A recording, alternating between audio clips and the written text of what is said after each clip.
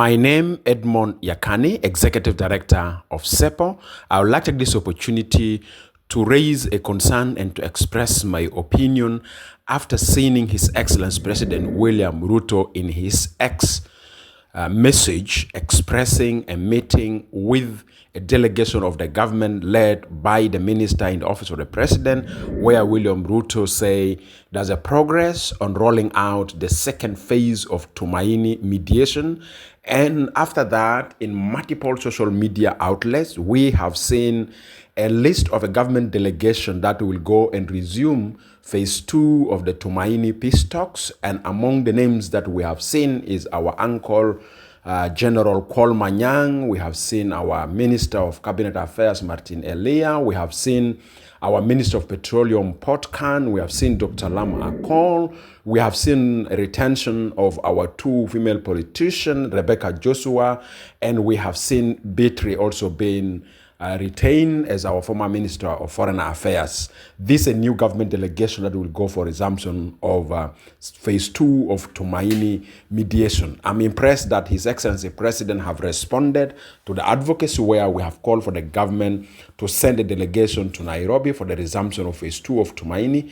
And remember, the meeting of the presidency between His Excellency President Salva and William Ruto concluded that within a period of 2 weeks, Tumaini should be concluded in a successful manner. Now, the concern I want to raise is, number one, I'm appealing to all delegates from the government and from the opposition who are non-signatory to our access in Nairobi to ensure that they commit themselves to political responsibility where they can embrace compromises, where they can walk away from a political attitude of rigidity, from political attitudes of walking away from the peace talks, from political attitudes of complicating things and dragging feet where it may go beyond 2 weeks. That's one appeal I would like to communicate to all delegates of the parties on the mediation table in Nairobi.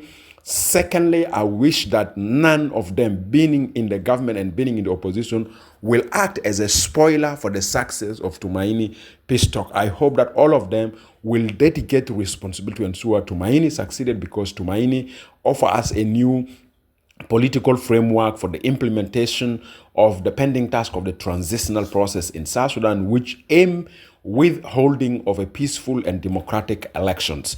And we hope that the leaders who are going to the mediation table in Nairobi will take this type of sense and will exercise a responsibility of political maturity and discipline. So we don't want to see any either of them, being in the government or in the opposition, act as a spoiler that want to destroy the success of Tumaini.